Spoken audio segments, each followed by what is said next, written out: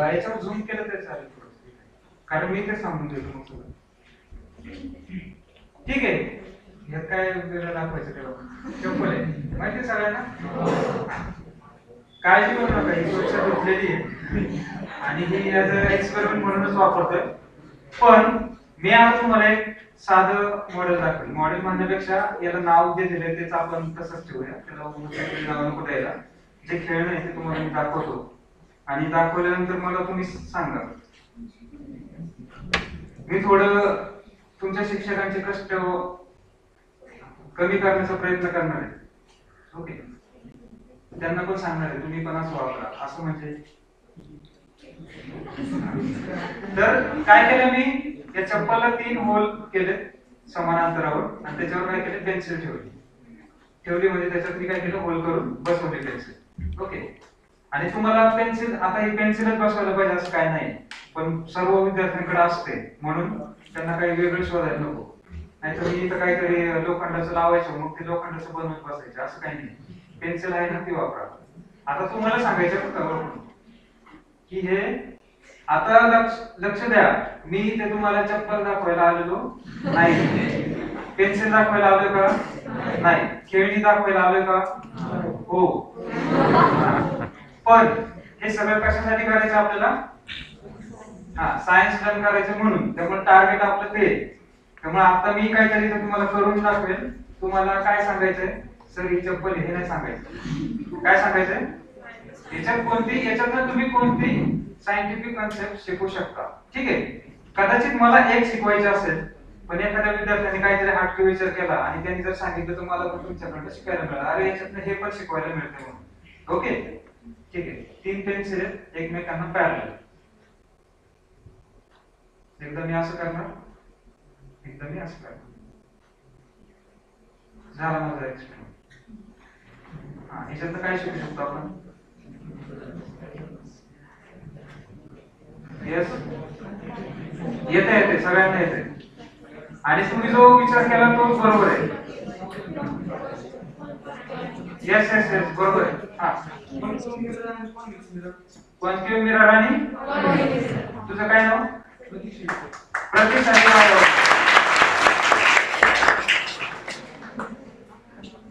हे पहा, उत्तर दिलं तर टाळ्या वाजवले जातात. हे लक्षात आहे सगळ्यांचं. मग आता पुढचं ठरव तुम्हाला काय करायचं. प्रतीकला आता सगळेजण ओळखायला लागले हुशार म्हणून. काय सांगितलं प्रतीकने, कॉन्केव्ह आणि कॉन्व्हेक्स.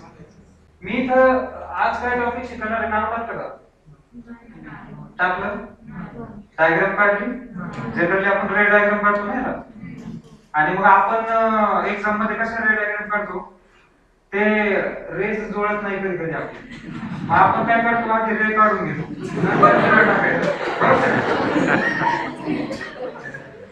मी तुम्हाला काय नाव ठेवतो, मी तेच केलं. म्हणजे एकदा माझी कॉन्व्हेक्स लेन्स डायग्राम जुळतच नव्हती, रेस एकाच ठिकाणी येत नव्हती. मग मी लेन्सच काढला नाही, आधी रेस काढून घेतले म्हणजे ते आपोआप बेंड झाले बघ, आणि नंतर मी लेन्स काढला. रिअल लाईफ मध्ये असं होईल का, मग आपण जे करत होतो ते काय होतं, चुकीचं होतं, बरोबर की नाही. मी इथे पुढे मिरर वापरले का, काय वापरले,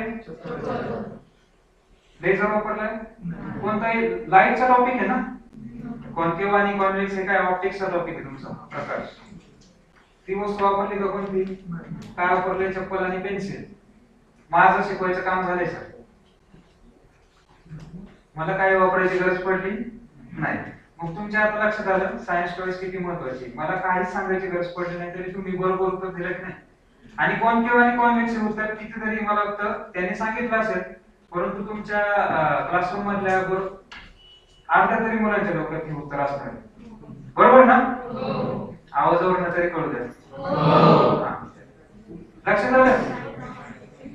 तुम्ही 2-2 दिवस वाचता ना, मग लिहिताना बरोबर कॉन्केव्हचं कॉन्व्हेक्सला जातं आणि कॉन्व्हेक्सचं कॉन्केव्ह जातं.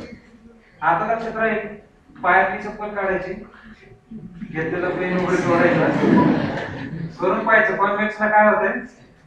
हे कॉन्व्हेक्स आहे ना, काय हे कशामुळे आपलं लक्षात आलं, डायग्राम मध्ये कन्फ्युजन होतं, इथे कन्फ्युजन होत नाही का? असं समजा हा तुमचा रिफ्लेक्टिंग सरफेस आहे, ही मिरर आहे. मिरर मध्ये जर असं झालं त्याला काय म्हणतो आपण? कन्वर्जन. बरोबर? लाईट रे काय होतात? पॅरलल पडल्यानंतर काय होतात? कन्वर्ज होतात. आणि हा कोणता मिरर असेल मग? Convex mirror. ठीक आहे. आता याला लेन्स समजायचं. लेन्सला काय करणार मग तुम्ही? हे असं करायचं. लेन्स मध्ये काय होतं? रिफ्लेक्शन होतं ना लेन्स मध्ये. लेन्स मध्ये रिफ्लेक्शन होतं ना. त्याचं नाव काय? ट्रान्सपरन्सी नाही, त्याचं नाव नाहीये. रिफ्रॅक्शन म्हणतात त्याला. काय म्हणतात? मराठी नाव मला आठवतं. परावर्तन आणि अपवर्तन. म्हणजे कदाचित काही जण मराठीतून शिकलेले असतील. मी मराठीतून शिकलेलो आहे, पण मला तुमचं माहित नाही. परावर्तन आणि अपवर्तन. आता ही लेन्स झाली. लेन्स मध्ये पॅरलल रेस पडल्यानंतर जर असं झालं तर तो कोणता लेन्स आहे? कोणता लेन्स लाईट रेस कन्वर्ज करतो?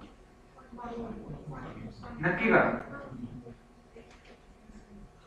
लेन्स हा, मिरर नाही. कोणता? सरांनी सांगितलं तो?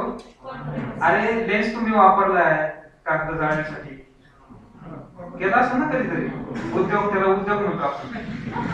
त्याच्यात काय होतं? लाईट रेस एकच आहे. मग तो लेन्स कोणता आहे? हातात आपण पकडला फुगीर वाटतो का? कोणता आहे? Convex lens. कॉन्व्हेक्सच्या बाबतीत असं होतं आणि कॉन्केव्हच्या बाबतीत असं होतं. आता मला मिरर वापरायचा कुठे? टेलिस्कोप मध्ये. टेलिस्कोपचं काम काय असतं? दूरवर येणाऱ्या ताऱ्यापासूनचा प्रकाश मला काय करायचं? कलेक्ट करायचा आहे. मी कोणता मिरर वापरतो?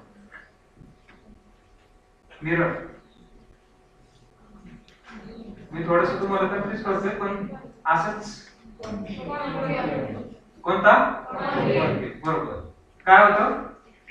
पॅरलल लाईट रेस दूरच्या ताऱ्यापासून असे येतात आणि कॉन्केव्ह मिरर असेल तर तो काय करतो? एका पॉइंटला त्याला ती लाईट सगळी कलेक्ट करतो. त्यामुळं एकदम फेंट दिसणारा तारा सुद्धा आपल्याला काय होतो?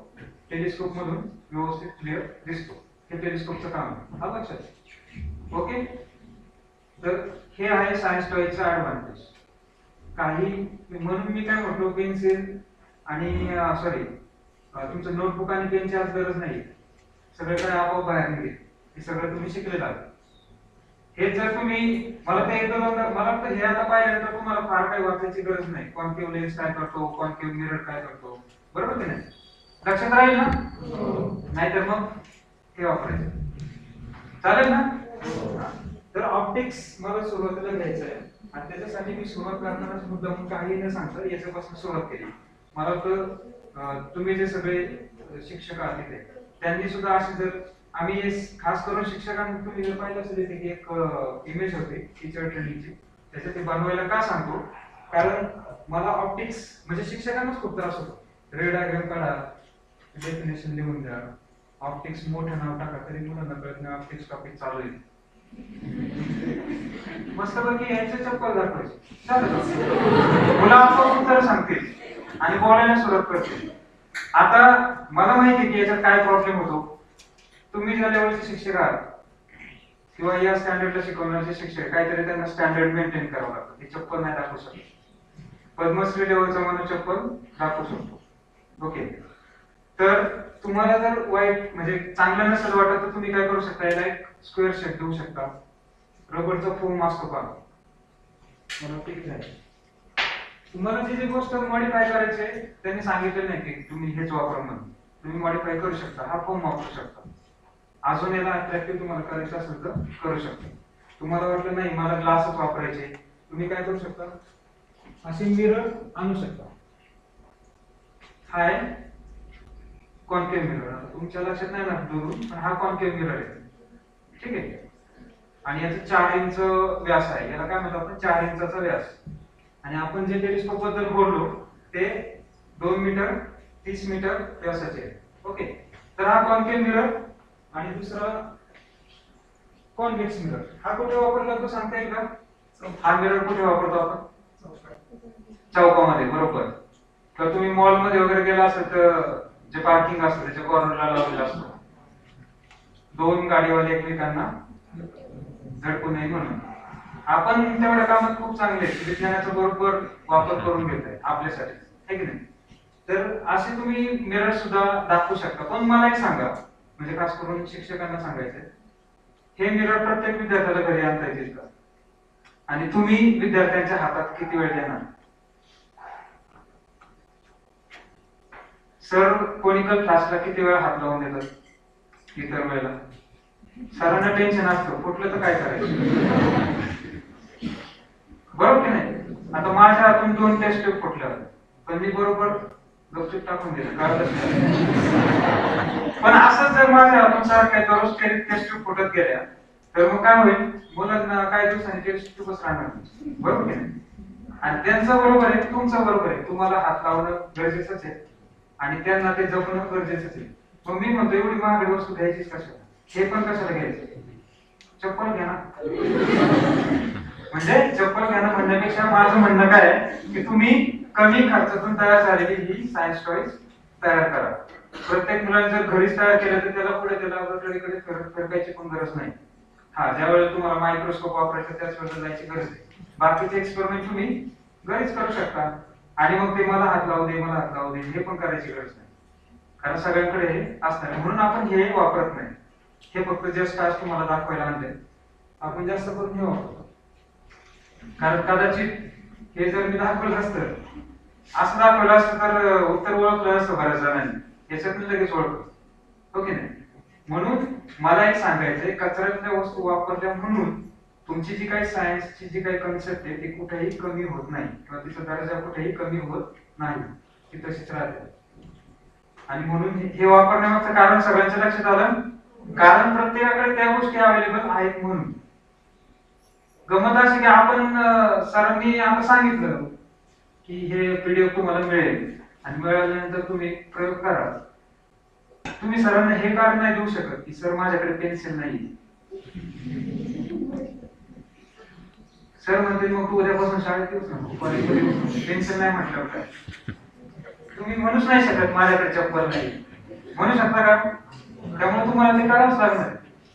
उद्या जर सरांनी हे करा म्हणून सांगितलं असतं तर तुम्ही म्हणले असते सर आमच्याकडे दुकानच नाही आणि घरचे पैसे देत नाही. याला कारण नाहीये आणि हे झालं तुम्हाला सरांना सांगायचं कारण तुम्ही स्वतःला सुद्धा हे कारण सांगू शकत नाही. कारण कुठेतरी त्या टेबलावर तुमच्या इथे स्ट्रॉज पडलेले असतील घरात, कदाचित चप्पल पडलेली असेल, कदाचित पेन्सिल लहान मुलांच्या पडलेले असेल. तुम्हाला काय करायचंय? स्वतःला जागा करायचे, उठवायचे, तिथं जायचं, त्याला हात लावायचा आणि 5 मिनिटात ती गोष्ट फक्त बनवायची. एवढं तर करू शकाल. दुकानात जायला सांगितलं का मी? खर्च करायला सांगितलं का? आणि जरी पेन्सिलला खर्च केला तरी तो तुमच्या खाऊच्या खर्चापेक्षा फार कमी आहे. एक वडापावला जेवढे लागतं त्याच्यापेक्षा कमीच खर्च आहे पेन्सिलला. मग जमेल की नाही? सर बघा रिस्पॉन्स, तुम्हाला उद्या त्यांच्याकडनं प्रॅक्टिकल बनवून घ्यायचं, जमेल ना? आवाज कमी, जमेल का? ओके, तर आपण पुढे जाऊया. आता थोडस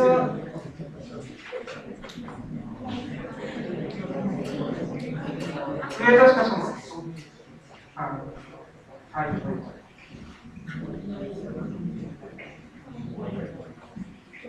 काय करायचं?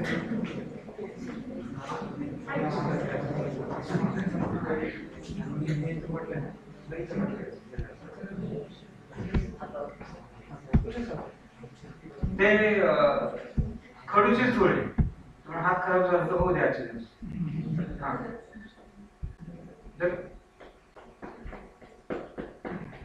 सर्वांना दिसतंय काय ते? दिसतंय सर्वांना?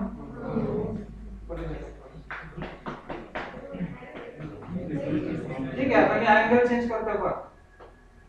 आता मी प्लेन मिरर आणलेला नाहीये, पण हा पण मिरर असेल. तुमच्या लक्षात येईल की तुमचा इन्सिडेंट रे आणि इन्सिडेंट अँगल जसा चेंज होतो तसा रिफ्लेक्टिंग अँगल काय होतं? चेंज होतात. हे पहा, मी इकडे कमी केला अँगल, काय होतं? इकडे कमी जास्त होतं. तर रे डायग्राम काढण्यापेक्षा तुम्ही थँक्यू तुम्ही जर काय केलं, आरशाचा तुकडा तुमच्या घरात असतो ना, नसला तर एखादा आरसा फोडायचा तुमच्याच घरात. ओके. आणि तो तुकडा घ्यायचा, थोडस काळजीपूर्वक घ्यायचा. एक लक्षात घ्या, एक्सपेरिमेंटेशन मध्ये काळजी घेणं फार महत्वाचं असतं. रिसेंटली तुम्ही 2 न्यूज पाहिलेले असतील, एकाने हेलिकॉप्टर बनवलं छोटंसं, है की नाही? काळजी घेतली नाही, स्टँडर्ड मेंटेन नाही केलं, बऱ्याच वेळेला दुखापत होत असते, पण इतर जरा अवघड गोष्ट झाली. त्यामुळे तुम्हाला आतापासून एक लक्षात घ्या की विज्ञानामध्ये तुम्ही जे एक्सपेरिमेंट करता याच्यामध्ये तुम्हाला सेफ्टी पण तितकीच महत्वाची असते. ओके. तुम्हाला फार काही करायला येतंय म्हणून तुम्ही काही पण करायचं नाही. त्याचे जे काही धोके असतात ते सुद्धा तुम्हाला माहिती असणं गरजेचं आहे. याच्यामध्ये काय धोका असेल, बऱ्याच जण सवय असते हा लेझर डोळ्यावर मारायचे, कधीच मारायचं नाही लेझर. ओके. त्याच्यानंतर काचेची वस्तू व्यवस्थित हाताळायची आणि मग तुमचा जो काही प्रयोग तो करायचा. आता मला एक सांगा, त्या रेड आयकॉन पेक्षा तुम्हाला हे असं पाहिलं जरा छान वाटलं की नाही? गणपतीच्या आधी डेकोरेशन मजा येते ना आपल्याला, डेकोरेशन पाहायला, रंगीत दिवे पाहायला मजा येते. मग हे मी काय करतोय आता, जे काही तुमचं बोरिंग प्रॅक्टिकल आहे ते थोडंसं इंटरेस्टिंग करायचा प्रयत्न करतोय. तुम्हाला सगळ्यांना पुस्तक वाचायला आवडतं का पिक्चर पाहायला आवडतं? पिक्चर पाहायला का आवडतो? पिक्चर मध्ये हिरोईन असते, बरोबर ना? हिरोईन, मी काय सांगतोय, जे काय तुमचं अट्रॅक्शन आहे, ओके, हिरोईन असते, छान छान सीन असतात, म्युझिक असतं, है की नाही? बसायला छान, थिएटर मध्ये गेला तर खुर्ची पण असते. आणि याच्यामुळे काय होतं, तुम्हाला त्या गोष्टीविषयी आकर्षण वाटतं आणि इंटरेस्ट वाटतो, सगळ्यात महत्वाचं. आणि मग खूप काळजीपूर्वक तुम्ही ती गोष्ट पाहता. आणि मग तुम्ही 10 वर्षापूर्वीचा एखादा चित्रपट जरी थिएटर मध्ये जाऊन पाहिलेला असेल तरी तुम्हाला 10 वर्षांनी सुद्धा सगळं आठवतं, डायलॉग सुद्धा आठवतात. इथे दररोज काय डायलॉग करतात काहीच आठवत. म्हणून आपल्याला काय करायचंय, आपलं सायन्स एज्युकेशन इंटरेस्टिंग करायचंय. इंटरेस्टिंग करायचं म्हणजे डीजे लावायचं नाही, साईडला डीजे चालू आहे आणि मग सर तुम्ही जरा डान्स करत शिकवा. इंटरेस्टिंगला तुम्हाला काय करायचंय, प्रमाण ठेवायचं. मी काय सांगितलं, त्या डायग्राम पेक्षा ही डायग्राम अट्रॅक्टिव्ह वाटते ना काहीतरी बघायला आणि कळायला पण मिळतं. ओके. म्हणून तुम्हाला अशा गोष्टी जर केलात आणि याच्यातनं जर तुम्ही, आता हे जे मी काय दाखवतोय हे रिअल लाईफ मध्ये सुद्धा असंच होतंय. म्हणजे तुम्ही अजून रिअलिस्टिक गोष्ट शिकताय, जी खरी आहे ती शिकताय, बरोबर की नाही? आणि मग कदाचित सर तुम्हाला फक्त लॉज ऑफ रिफ्लेक्शन शिकवत असेल, पण तुम्हाला हे करता करता 2-3 गोष्टी नवीन सुद्धा माहिती होतील. आताच एक नवीन प्रकार घडला, त्या मुलाला मी बोलवलं काहीतरी करायला लावलं, आता दिसतंय का तुम्हाला? आणि त्याने काय केलं होतं मगाशी, डस्ट केली, आणि डस्ट मुळे हा लाईट काय झाला, विजिबल झाला. याला काय म्हणतो आपण, ते सुद्धा एक प्रयोग आहे आपला, पण आपल्याला अजून एक नवीन गोष्ट सापडते, बरोबर की नाही? काय म्हणतो त्याला आपण, लाईटच्या प्रॉपर्टी मधलाच एक अजून एक प्रॉपर्टी, त्याला काय म्हणतो आपण, स्कॅटरिंग. काय म्हणतो, स्कॅटरिंग. तुम्हाला हा शब्द नंतर मराठीतला शब्द मला आठवत नाही स्कॅटरिंगला काय म्हणतो आपण, पण त्याला स्कॅटरिंग म्हणतात. रिफ्लेक्शन रिफ्रॅक्शन सारखाच अजून एक लाईटची प्रॉपर्टी म्हणजे स्कॅटरिंग. म्हणजे आता आपले किती एक्सपेरिमेंट शिकून झाले, एक करता करता 2, कदाचित अजून काहीतरी नवीन सापडेल. तिथं फक्त आपण लॉज ऑफ रिफ्लेक्शनच शिकलो असतो. लक्षात येतं ना? ठीक आहे.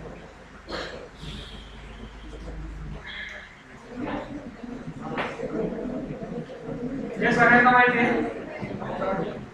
हा, हे सगळ्यांना माहिती आहे का? काय म्हणतो आपण याला,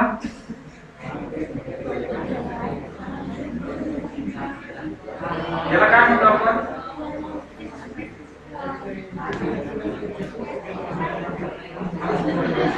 हा, आता गणपती बऱ्याच ठिकाणी विकायला असतात, तुम्हाला पुण्यात गेल्यानंतर. हा, आवाज नकोय मागे.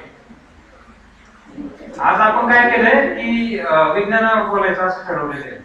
त्यामुळे आजच्या दिवस थोड्याशा त्या तुमच्या गप्पा फार महत्वाच्या असतात माहितीये, पण आज थोडस आपण याच्यावर बोलू. हे तुम्ही आता जर पुण्यात गेलात तुम्हाला रस्त्यावर विकताना दिसते, पण याला काय म्हणतो आपण, याची डायग्राम तुमच्या 10च्या बुक मध्ये होती, त्याच्यामध्ये आणि 12ला पण मला तयार आहे. त्याची डायग्राम पण आहे, अशी नसणार आहे, वेगळी थोडीशी. हा, याला काय म्हणतो कोण सांगतंय,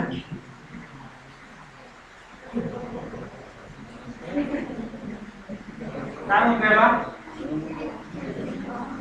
याला म्हणतात ऑप्टिकल फायबर. काय म्हणतात? हा. आता बघा, लाईटची सर्वात महत्वाची प्रॉपर्टी, प्रकाश हा नेहमी सरळ रेषेत प्रवास करतो. चालेल सरळ रेषेत कसा प्रवास करतो? सरळ रेषेमध्ये. हे जर मी वापरलं, आता पहा मी वर लावतो, दिसते नाही ते सरळ रेषा, तर मी प्रकाशाची दिशा बदलू शकतो. प्रकाशाची दिशा आता सरळ रेष वर मारलेली आहे, याला मी काय करू शकतो? तुमच्याकडे वळू शकतो, माझ्याकडे वळू शकतो, इकडे लेफ्ट राईट पुढे करू शकतो. म्हणजे मी प्रकाशाची प्रॉपर्टी चेंज करतोय का? नाही. पण ऑप्टिकल फायबर मुळे मला काय शक्य होतंय की मी लाईटची डायरेक्शन चेंज करू शकतो. लक्षात, प्रॉपर्टी नाही चेंज करत, मी डायरेक्शन चेंज करतो, दिशा. आणि हे इतकं सोपं नाही जे की ऑप्टिकल फायबर सहजासहजी करू शकतो. म्हणून तुमच्या सगळ्या ज्या काही इंटरनेटच्या लॅन केबल्स आहेत त्या सगळ्या ऑप्टिकल फायबरच्या बनलेल्या असतात, इंटरनेटच्या सगळ्या केबल्स. त्यानंतर तुम्हाला मगाशी मी ते सगळे टेलिस्कोप दाखवले, JMRT असतील, ऑप्टिकल टेलिस्कोप असतील, या सगळ्यांची माहिती न्यायचं काम या केबल्स करतात, ऑप्टिकल फायबर केबल. आणि खास करून तुमच्या माहितीसाठी की अमेरिका, भारत, ऑस्ट्रेलिया हे जे काही मोठी मोठी खंड आहेत, आशिया खंड असेल, भारत पण एका खंडासारखा वेगळाच मोठा देश आहे, ऑस्ट्रेलिया आहे, यांचं इंटरनेट काय तुमचं टॉवरवर चालत नाही, यांचं इंटरनेट वायर मार्फतच चालतं. तुमच्या मोठ्या मोठ्या महासागराच्या खाली, समुद्राच्या खाली ऑप्टिकल फायबर केबल्स टाकलेले असतात, याचं मोठं जाळ आहे. आणि सगळं इंटरनेट आपण इथून पाठवलेला ईमेल अमेरिकेला या केबल मार्फतच जातो. फक्त तुमचा टॉवर आणि मोबाईल एवढंच वायरलेस आहे, बाकीचं सगळं कसं आहे? वायर्ड आहे. आणि ती कोणती वायर आहे? Optical fibre. मग याच्यात असं काय होतं? इथे डायग्राम काढतो, दिसलं तर पहा.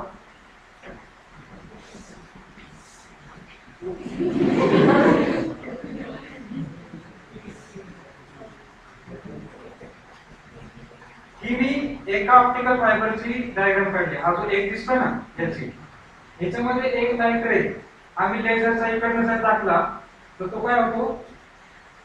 याला म्हणतात टोटल इंटरनल रिफ्लेक्शन. काय म्हणतात? Total internal reflection. भरपूर वेळेला एक लाईट रे काय होतो? रिफ्लेक्ट होतो. आणि तो रिफ्लेक्ट झाल्यानंतर तो दुसऱ्या या वायरच्या दुसऱ्या टोकाकडनं, म्हणजे समोरून, तुम्हाला समोरच दिसतंय, इथून काय होतं? बाहेर पडतो. म्हणजेच काय होतं? या ऑप्टिकल फायबर मधून लाईट किंवा प्रकाश वाहतो, बरोबर ना? आणि मग तुम्हाला सर्वांना माहिती असेल की प्रकाशाचा वेग किती आहे? प्रकाशाचा वेग 120, 130. आपल्या टू व्हीलरचा वेग असतो ना एवढा. किती आहे प्रकाशाचा वेग? 3 लाख किलोमीटर प्रति सेकंद, बरोबर ना? टू व्हीलर किती वेगाने जाते? मी टू व्हीलरचा वेग का सांगतोय? कारण तो तुम्हाला माहिती असलेला किंवा अनुभवलेला वेग आहे. आपली टू व्हीलर तुम्ही जेव्हा दूर निघायला लागतो त्याचा, इतक्या जोरात तुम्ही पळायला सुरुवात केली, 150 किलोमीटर प्रति तास, पळू नका तुम्ही, पण सांगतोय. तर ते किती असणार आहे? मॅक्सिमम 150 किलोमीटर प्रति तास. आणि हे किती आहे? 3 लाख किलोमीटर प्रति तास, सॉरी प्रति सेकंद. ओके, तासामध्ये तुम्ही कॅल्क्युलेट करू शकता. 3 लाख किलोमीटर प्रति सेकंद. आता हे तर सेकंद आहे, आपल्या टू व्हीलरचा कसा वेग असतो? किलोमीटर मध्ये प्रति तास आहे. मग याच्यामध्ये ही जो काही लाईट रे जातोय याच्यावरच आपण काय करतो? आपला जो काही डेटा असेल तो त्याच्यावर माउंट करतो, आणि माउंट करून मग तुमचा डेटा तो त्या वेगाने जातो. म्हणून आजकाल फक्त ऑप्टिकल फायबर मुळे आपल्याला हाय स्पीड इंटरनेट मिळतंय. आणि याच्याही पुढचं तुम्हाला इंटरनेट काही वर्षांनी मिळेल. आता 4G पर्यंत आलोय आपण, 5G पण आहे, पुढे 6G अजून काय जे तेवढे येतील. ओके, तर तेवढ्या इंटरनेटची आपण अपेक्षा का ठेवतो? फक्त ऑप्टिकल फायबर असल्यामुळं. कॉपर वायर असतील तर आतापर्यंत एवढं सुद्धा इंटरनेट मिळालं नसतं आपल्याला.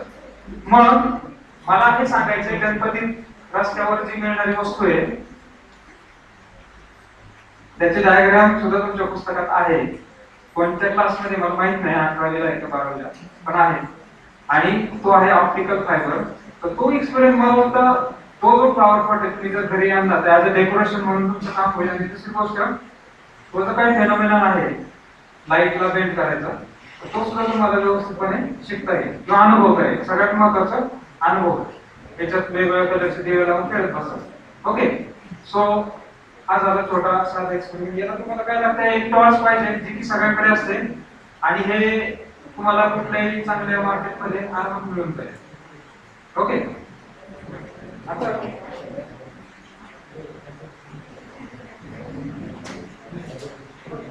आता तुम्ही 11वी 12वीला आहे म्हणून हे मी दाखवतोय.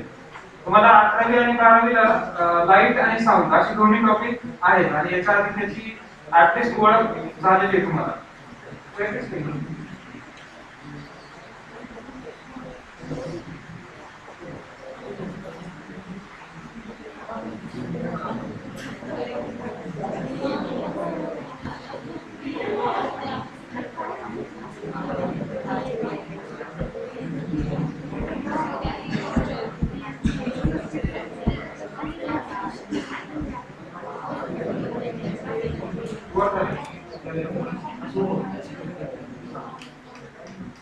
आता लाईट आणि साऊंड या दोन्हीला काय असतं, वेव्ह नेचर असतं. पहा, वेव्ह सर्वांना माहिती, तरंग म्हणतो आपण त्याला.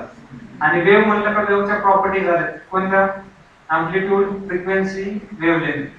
बरोबर ना? वेव्हलेंथ ही प्रॉपर्टीज असतात, अँप्लिट्यूड, फ्रिक्वेन्सी आणि वेव्हलेंथ. अँप्लिट्यूड म्हणजे काय? असं उभं डिस्टन्स जी वेव्ह ऑसिलेट होते त्याला आपण काय म्हणतो? अँप्लिट्यूड. फ्रिक्वेन्सी म्हणजे काय? एका पर्टिक्युलर डिस्टन्स मध्ये किती नंबर ऑफ वेव्हज आहेत त्याला आपण म्हणतो फ्रिक्वेन्सी. आणि वेव्हलेंथ म्हणजे काय? एका वेव्हची लांबी, वेव्ह लेंथ. ओके, आता ह्या प्रॉपर्टी तुम्ही फॉर्म्युले वगैरे नोटबुक मध्ये लिहिता, डायग्राम काढता, यातनं शिकता. बरोबर. आज आपण प्रॅक्टिकली ते सगळं पाहणार आहोत ते कसं असतं आणि एका ठिकाणी जाऊन दुसऱ्या ठिकाणी वेव्ह मधून एनर्जी कशी ट्रान्सफर होते किंवा एका ठिकाणाहून साऊंड वेव्ह दुसऱ्या ठिकाणी कशी ट्रान्सफर होते हे आपण पाहणार आहे. आणि अजून एक रिलेशन आहे ते म्हणजे wavelength is inversely proportional to frequency. हे रिलेशन तुम्हाला मला 11th पॉइंटला प्रूव्ह करायचं आहे. ओके, याचा प्रूफ सुद्धा तुम्हाला लिहायचा आहे. तर ते प्रॅक्टिकल याच्यामध्ये आपण पाहणार आहे. असं उभं होतं. ओके, ही झाली एक वेव्ह. किंवा सुरुवातीला आपण साऊंडच्या बाबतीत पाहू. मी बोलतोय, तुमच्या सर्वांचे कान ऐकतात. इथून तिथपर्यंत कोणतं मीडियम आहे? आपल्यामध्ये कोणतं मीडियम आहे? एअर. बरोबर की नाही? याला थोडक्यात तुम्ही एअर मीडियम समजा. आणि एअर मधून जे काही साऊंड एनर्जी ट्रान्सफर होते ती या प्रकारे उभं पकडा. हे कसं उभं पकडा? उभं. दिसतंय? एका ठिकाणी काय होतं, मी आता बोललो का व्हायब्रेशन काय होतं, पलीकडे जातं. अशा प्रकारे एका ठिकाणाहून किंवा माझ्याकडून तुमच्या कानापर्यंत जे काय व्हायब्रेशन आहे जे काय आपल्याला दिसत नाही कारण एअर आपल्याला दिसत नाही. ओके, व्हायब्रेशन काय होतं, ट्रान्सफर होतं. मी जर मोठ्याने बोललो तर जास्त एनर्जी ट्रान्सफर होईल. मी जर खूप हळूच बोललो तर कमी एनर्जी ट्रान्सफर होईल. ओके, आता तसंच बघा. याला समजा मी ट्विस्ट केलं तर ही तुमची वेव्ह तयार झाली. दिसत आहे ना तुम्हाला? ट्रक आणि क्रस्ट तुम्हाला दिसतंय. याच्यात सुद्धा काय होतंय ते पहा, व्हायब्रेशन ट्रॅव्हल होतं. दिसतंय ना? आता ही काय आहे, एक वेव्ह आहे. पहा, एक ट्रक एक क्रस्ट एवढी झाली एक वेव्ह. ही झाली तुमची वेव्हलेंथ. ही काय झाली? वेव्हलेंथ. इथून या हातापासून त्या हातापर्यंत किती वेव्ह आहेत? 1 2 आणि 3. 2.5 ते 3 वेव्ह आहेत. ओके, नंबर ऑफ वेव्हज किती झाल्या? आपण 2.5 ते 3 समजण्यापेक्षा आपण 3 पकडूया. म्हणजे माझी फ्रिक्वेन्सी किती झाली? 3. आता मी काय करतोय, अजून ट्विस्ट करतोय.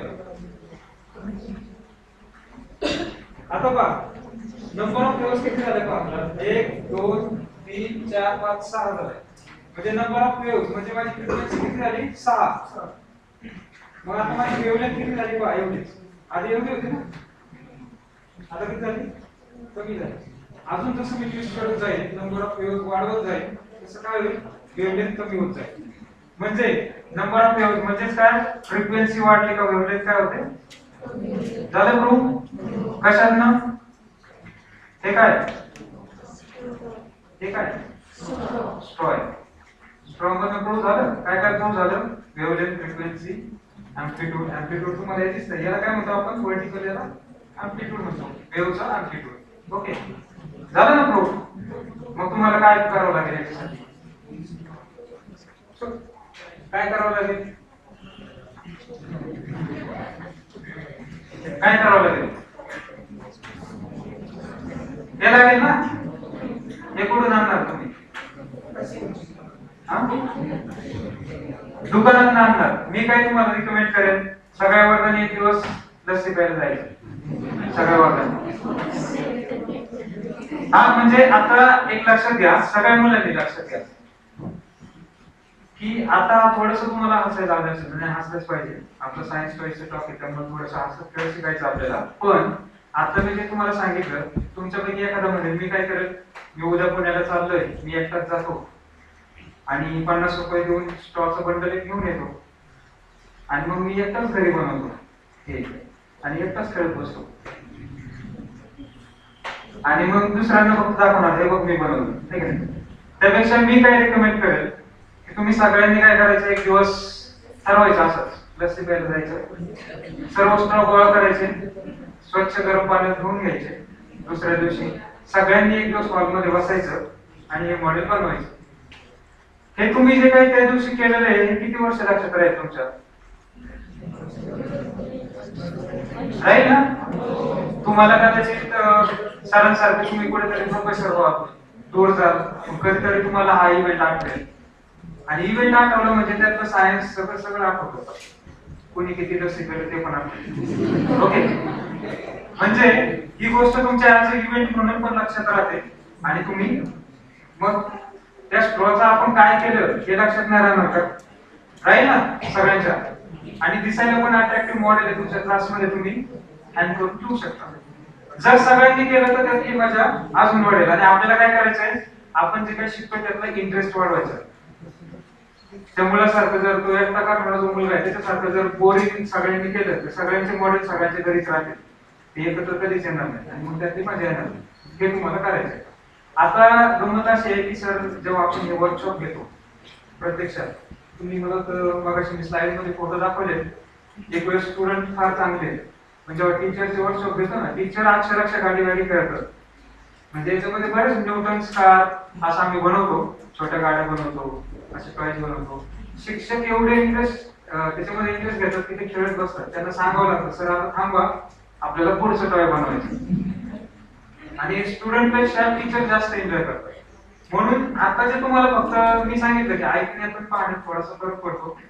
ज्यावेळेला आपण काही दिवसांनी याचं वर्कशॉप ठेवू त्यावेळेला आम्ही प्रयत्न करू की याच्यातले काही मटेरियल तुम्हाला असं टेबलावर दिलं जाईल आणि जसं मी बनवते तसं तुम्हाला पटपट बनवायचं.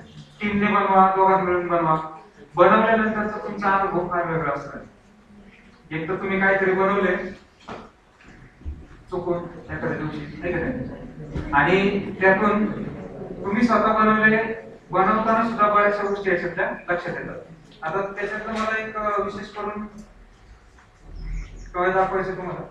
आतापर्यंत आपण जो काही टॉपिक पाहिला तो ऑप्टिक्सचा होता आणि ऑप्टिक्स आणि साऊंडच्या मधला जो म्हणजे त्याच्या वेव्ह नेचरच्या प्रॉपर्टीज ह्या आतापर्यंत आपण पाहिल्या. आता हे सर्वांना माहिती असेल, हे नको हे वरचं माहिती आहे ना? थोडं कॅमेऱ्याच्या जवळ आहे. यात काय पाहण्यासारखं नाहीये, माहिती आहे ना? अरे हे पहा, हे प्लास्टिकचं जे काय ते पहा, काय इंजेक्शन. आय होप सगळ्यांनी एक एक घेतलेला असेल. घेतलं ना? नसेल घेतलं तर लवकर घ्या, खूप मजा येते. तर आता मी तुम्हाला याच्यामध्ये हे पण सांगणार आहे की मी हीच वस्तू याच्यामध्ये का वापरते. कारण एखादा टॉय बनवले त्याच्यामध्ये आता तुम्ही म्हणाल की याच्या जागी सर आम्ही लाकडाच्या काड्या वापरल्या तर चालेल का? तुम्ही ट्राय करून पहा. कारण तुम्हाला एक माहिती असायला पाहिजे किंवा तुम्ही शिकालच की तुमचं मीडियमचं मटेरियल जर बदललं तर तुमचं जे काही एनर्जी ट्रान्सफर होणार आहे त्याचा वेग सुद्धा काय होतो, बदलतो. हेच मॉडेल तुम्ही जर वेगवेगळ्या वस्तूंपासून बनवलं, समजा सायकलचे स्पोक वापरले, लाकडाच्या काड्या वापरल्या, तर तुमच्या लक्षात येईल की याच्यातनं ज्या वेगाने वेव्ह ट्रान्सफर होते, एनर्जी ट्रान्सफर होते, त्यातनं तितक्या वेगाने होणार नाही. म्हणजे याच्यावर तुम्हाला वाटलं तर छोटासा रिसर्च पेपर मला दाखला वरायची मला आरामात देऊ शकतात की असंच टॉय वेगवेगळ्या मटेरियल पासून बनवायचं. एक प्लास्टिक पासून बनवा, एक कागदी स्ट्रॉ पासून बनवा, एक स्पोक पासून बनवा, स्पोक आणायचे सायकलचे भरपूर, एक लाकडी टूथपिक मिळतात का एवढ्या लांबीच्या मोठ्या, त्याच्यापासून बनायचं, आणि अजून तुम्हाला जे जे काही मिळेल त्याच्यापासून बनवा. आणि मग त्या प्रत्येक याचा ऑब्झर्वेशन टेबल तुम्ही तयार करू शकता. एक छोटा रिसर्च पेपर तयार होतो याच्यावर. ओके, ठीक आहे. आता हे जे काय आहे ना ते याच्यासाठी वापरलंय. तुम्हाला हा पुढचा बल्ब दिसत असेल, शेवटी दिसतोय का मागे? बंद केल्यावर बंद, म्हणजे कोणी म्हणायला नको इथे काहीतरी बटन दाबतायचं. तुम्ही नंतर जवळ पाहू शकता या इंजेक्शनच्या इथे आपण कॉपर कॉईल गुंडाळलेली, म्हणजे कॉपर ऑइल गुंडाळलेली आहे, आणि इथे एक एलईडी बल्ब लावलाय छोटासा, आणि आतमध्ये जे काही मी टाकलंय तुमच्या लक्षात येईल. चिटकते म्हणजे काय असणार आतमध्ये? मॅग्नेट. तुम्हाला झालंय का Faraday's law of electromagnetic induction? झालंय ना? बरं, इलेक्ट्रिक जनरेटर आणि मोटर झाले का 10वीला? मोठं बोलायचं नाही, पुस्तक मला पण झाले. 10वीला झाले ना? सगळे 11वीतच आहेत ना? डायरेक्ट 9वीतून तो उडी नाही मारली. हा, 10वीला इलेक्ट्रिक जनरेटर आणि मोटर झाले. आता प्रॉब्लेम काय होतो, अरविंद गुप्ता जेव्हा हे टॉय बनवायला त्यांनी घेतलं, त्यांच्या असं लक्षात आलं की मोटर आपल्या घरामध्ये जवळपास 4 ते 5 मोटर पडलेलेच असतात प्रत्येकाच्या घरामध्ये. मिनिट विचार करा, मिक्सर सगळ्यांच्या घरी, मिक्सर मध्ये मोटर आहे, फॅन मध्ये मोटर, 2 मोटर तर बाय डिफॉल्ट सगळ्यांच्या घरात आहे. आणि अजून जे काही फिरणाऱ्या छोट्या मोठ्या वस्तू असतील सगळ्यांच्या घरामध्ये मोटर आहे, पण सगळ्या मोटर अशा स्क्रूने व्यवस्थित पॅक करून ठेवल्या. तो फॅन साफ करायचा तो सोडत, आपण साफच करत नाही, ती मोटर कधी करून पाहणार आहे की नाही? तर मग अशी पॅक केलेली मोटर आपण कधी खोलून पाहत नाही. आपण 10वीला शिकलो इलेक्ट्रिक मोटर कशी काम करते, जनरेटर कसं काम करतं. लग्नातलं तुम्ही जर जनरेटर पाहिलं, लग्नात ती सोय आवर्जून केलेली असते, कोणालाही प्रॉब्लेम नको असतो ना, त्यामुळे लाईट गेली तर माझं लग्न कसं होणार, म्हणून तो जनरेटरची सोय करून ठेवा. ते जनरेटर तुम्ही जर बारकाईने पाहिलं तर त्याच्यात सुद्धा एका साईडला एक मोटर असते पहा, विहिरीवरची एक मोटर असते. जर तुम्ही सगळे शेतकरी कुटुंबातले असेल तर तुमची तिसरी मोटर विहिरीवर असणार आहे. या सगळ्या मोटर्स तुम्ही कधी खोलून पाहिल्यात का? प्रश्न चुकीचा आहे, फॅन साफ नाही केला तरी मोटर तरी नाही, बरोबर? तर या सगळ्या मोटर्स सगळी मुलं शिकतात, सगळ्या मुलांना माहिती आहे मोटरला जर हाताने आपण फिरवलं तर त्यातनं इलेक्ट्रिसिटी जनरेट होते. कारण सेम मोटर तुमची याच्यावर असते, कुठे? ज्याला आपण जलविद्युत केंद्र म्हणतो ना, हायड्रो पॉवर प्लांट, धरणांवर असते, त्याला आपण थोडक्यात टर्बाइन किंवा जनरेटर असं म्हणतो, आणि घरातल्या मोटरला मोटर म्हणतो. दोन्हीच्या कन्स्ट्रक्शन मध्ये थोडासा फरक आहे, पण मटेरियल मात्र दोन्हीमध्ये सेम यूज केलं जातं. कोणतं? कॉपर कॉईल आणि मॅग्नेट. मग अरविंद गुप्तांनी काय ठरवलं की ही मोटर्स विद्यार्थ्यांना आजकाल पाहायला मिळत नाही किंवा ते घरी ओपन करू नाही शकत, त्यांना भीती वाटत असेल, म्हणून त्यांनी काय केलं, हे मॉडेल बनवताना पूर्ण ओपन बनवले. तुम्ही आतमध्ये काय टाकले ते पाहू शकता, बाहेर काय लावले ते पाहू शकता, याचं वायरिंग तुम्ही हाताने करू शकता आणि स्वतः इलेक्ट्रिसिटी जनरेट करू शकता. यासाठी तुम्हाला कुठल्याही पवन चक्कीची गरज नाही, कुठल्याही मोटरची गरज नाही. आणि जेव्हा तुम्ही हे कराल तुमच्या नंतर लक्षात येणार आहे की फॅराडेजचा लॉ नक्की काय होता किंवा त्याच्यामध्ये कसं इलेक्ट्रिसिटी जनरेट होते. आलं लक्षात? आता याच्या मी डिटेल मध्ये जाणार नाही, कारण मी डिटेल मध्ये गेलं तर अर्धा तास घेतो. डिटेल मध्ये मी तुम्हाला थोडक्यात एक थोडा विचार करण्यासाठी प्रश्न टाकून ठेवतो की फॅराडेजचा लॉ तुम्ही जेव्हा शिकला असेल किंवा जनरेटर किंवा मोटर बद्दल जेव्हा शिकला असेल, तुमच्या असं लक्षात येईल की तिथे कॉपर कॉईल आणि मॅग्नेट वापरलंय.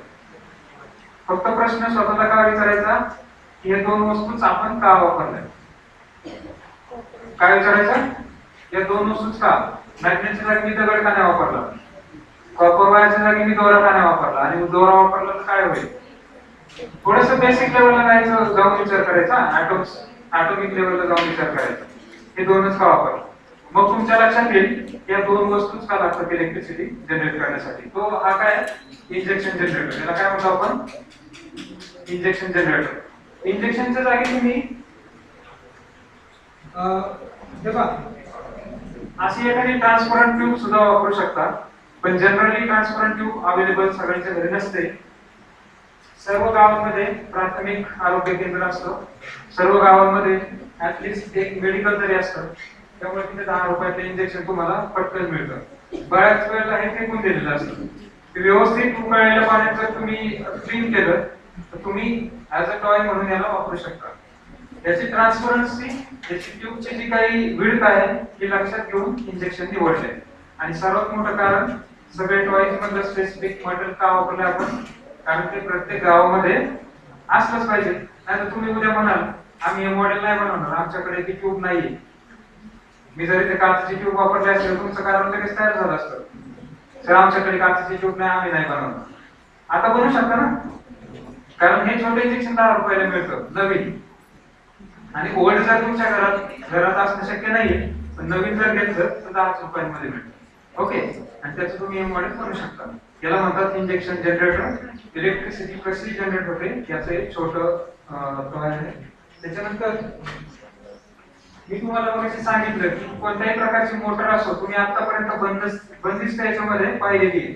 आणि त्यामुळे इलेक्ट्रिक मोटर कशी काम करते त्याच्यामध्ये फ्लेमिंग्स लेफ्ट हँड रूल माहिती ना, आहे का आहे हाच ना, फ्लेमिंग्स लेफ्ट हँड रूल हाच आहे का, फ्लेमिंग्स लेफ्ट हँड रूल.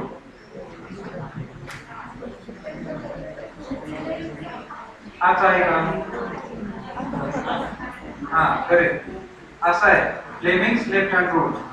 हा राईट हँड रूल आहे, फ्लेमिंग्स राईट हँड रूल पण आहे. मग फ्लेमिंगचा राईट हँड रूल जनरेटर मध्ये वापरला जातो, Fleming's left hand rule motor मध्ये वापरला जातो. तुमच्या लक्षात येईल की या तिन्ही मोटरला जे काय आपण नोटेशन दिले, direction of current, direction of magnetic field आणि दुसरा काय डायरेक्शन ऑफ काय फोर्स, तिन्ही मोटरना दिलेले आहे. राईट हँड रूल मोटर मध्ये आणि लेफ्ट हँड रूल पुढे जनरेटर मध्ये. ओके, तिघांमध्ये जर तुम्ही पाहिलं तर याच्यामध्ये तुम्ही पहा एकच बोट फक्त अपोजिट डायरेक्शनला आहे, कोणता हे बदलत, बाकी दोन्ही बोट वर आहे, हे बोट समोरच्या बाजूला आहे. एकच बोट अपोजिट डायरेक्शनला आहे. हे जर मी असं केलं, असं केलं, असं केलं, कोणती तरी एक गोष्ट फक्त अपोजिट आहे. मग जनरेटर आणि मोटर मध्ये जास्त फरक आहे का, नाही, फक्त काय थोडासा फरक आहे. पवनचक्की काय करते, आपल्याला इलेक्ट्रिसिटी घेते का देते, देते. फॅन काय करतो, इलेक्ट्रिसिटी घेतो. आता बघा पवनचक्की काय करते, हवा घेते, इलेक्ट्रिसिटी देते. फॅन काय करतो, इलेक्ट्रिसिटी घेतो आणि हवा देतो. हे घरातलं सगळ्यात साधं सोपं उदाहरण जनरेटर आणि मोटर आणि फ्लेमिंग्स लेफ्ट हँड रूल आणि राईट हँड रूल.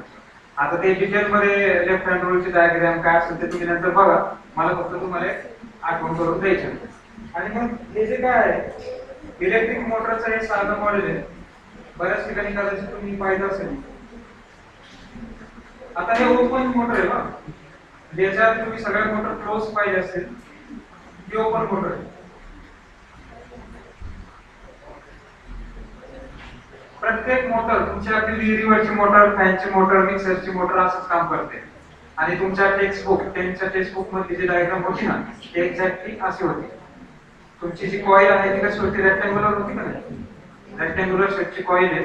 प्रत्येक ठिकाणी कसा फोर्स अप्लाय होतो, कसा टॉर्क मिळतो हे तुम्हाला टेक्स्टबुक मध्ये झालंय. इथं फक्त आपण काय करतोय, मॉडेल दाखवतो. दिसतंय ना सगळ्यांना मागे. ओके, इथे काय ठेवलंय, मॅग्नेट. इथे काय आहे, कॉपर कॉईल. ही मॅग्नेटची डायरेक्शन कशी आहे, मॅग्नेटिक लाईनची डायरेक्शन व्हर्टिकल. कॉपर कॉईल कशी आहे, इथे जर असं ठेवलं तर कॉपर कॉईलची डायरेक्शन कशी आहे, त्यातलं करंटची डायरेक्शन त्याला काय राईट अँगल मध्ये. त्यामुळे फोर्स कसा लागतोय असा, त्यामुळे ती कॉईल काय होते अशी फिरते यावर. ते जर तुम्ही त्याचे पोल्स जर चेंज केले तर काय होईल, पोल्स जर चेंज केलं तर काय होईल, ते उलट्या डायरेक्शन मध्ये फिरत. मग अशी ओपन मोटर जर तुम्ही बनवली तर तुम्हाला काय होईल की मोटर कशी काम करते, आपल्याला मोटर कशी काम करते शिकायचं नाही, पण जो काय तुमचा फॅराडेज लॉ आहे तो कसा वर्क होतो ते ऍक्च्युअली लक्षात येईल. मग त्या मॉडेलला तुम्हाला काय लागणार आहे, हा हे थोडंसं जरा त्याचा तुम्हाला कदाचित खर्च होऊ शकतो, पण इथे बघा सेफ्टी पिन्स लावल्यात तरी पण ज्या सगळ्यांकडे असतात. ही तार तुम्ही एखादी घरातली वायर चालू असलेली काढू नका, बंद वायर सोडून ही कॉईल तुम्ही बनवू शकता. ओके, हा मॅग्नेट फक्त तुम्हाला कुठून तरी आणावा लागेल. बाकी सेल पण तुमच्या इथे मिळतो किंवा घरामध्ये असतो. झालं मॉडेल तयार. किती वेळ लागेल आणि किती खर्च होईल, याला थोडाफार खर्च होईल पण 50 रुपयांपेक्षा जास्त होणार नाही. पण याच्यात तुमचे दोन तुम्हाला फिजिक्सचे टीचर असतील इथं, इलेक्ट्रोमॅग्नेटिक फॅराडेज लॉ सगळं शिकवायचं म्हटलं का लवकर मुलांच्या डोक्यात बसत नाही. लेफ्ट हँड कधी वापरायचा, राईट हँड कधी वापरायचा, आहे का नाही, थंब रूल कधी वापरायचा. तर हे तुम्ही याच्यातनं चांगल्यापैकी शिकू शकता.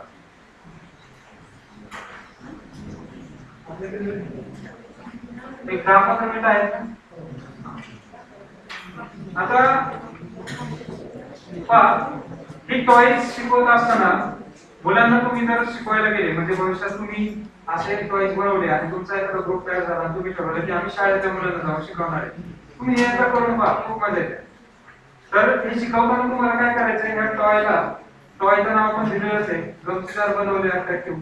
तुम्हाला याला एक छोटीशी गोष्ट जोडायची. काय करायची, गोष्ट जोडायची. मग तुम्ही आता हे जे दोन नट्स आपण वापरले याला चंबू मंगू, रमेश, सुरेश असं काय पण नाव देऊ शकता तुम्हाला आवडेल, आहे का नाही. आणि मग मी रमेश आणि सुरेशची भेट घालून घेऊ शकतो का, किंवा मला यांना आता हे जवळ आहेत ना त्यांना दूर करायचंय, पण याला मला या दोघांनाही मला हात लावायचा नाही. तर मी काय करेन, कोणाला, रमेशला आणि सुरेशला मला हात लावायचा नाही पण मला यांना दूर करायचं. तर मी काय करणार, त्या दोघांना काय करेल, फिरवायला असं दिसत नाही, दूर जातात आणि वर पण आले. आता काय झालं, खाली आले. आता किती दूर करू शकतो मी, दुसरा प्रश्न, त्या दोघांना मॅक्सिमम किती दूर करू शकतो, इथपर्यंत नेऊ शकतो का, बघा कुठपर्यंत जातात. मग हा तुमचा ऍक्सेस म्हणजे यांचं पहिलं लोकेशन. या ऍक्सेस पासून सर्वात दूरचं ठिकाण म्हणजे कोणतं, हे खूप जवळ आहे ना, इथून जी रेडियस आहे ती सगळ्यात जास्त आहे, त्यामुळे मॅक्सिमम ते इथपर्यंत जाऊ शकतात. आणि मग यांना नेणार कोणतं फोर्स आहे, मी तर त्यांना हात लावत नाही, मी फक्त फिरवतो. यांना कोण नेतंय वर कोण नेतंय, बाजूला कोण नेतंय. आणि हे तुम्हाला सर्वात नाही, 11वीला पहिला चॅप्टर आहे, पहिला दुसरा चॅप्टर असेल, कोण नेतंय. बरं ठीक आहे, जाऊ द्या, तुम्ही सर्वजण बस मध्ये बसलाय, पीएमटी बसलाय असं कधीतरी. पीएमटी वाला ड्रायव्हर एक्सपर्ट असतो, पायलट एकदम, तो कधी कधी काय करतो, अचानक राईट किंवा लेफ्ट टर्न मारतो. तुमचं काय होतं, त्यांनी लेफ्ट साईडला टर्न मारलं, तुम्ही सुद्धा लेफ्ट साईडला जाता, हा राईट साईडला जाता, बरोबर. लेफ्ट साईडला टर्न मारलं तुम्ही काय करता, राईट साईडला.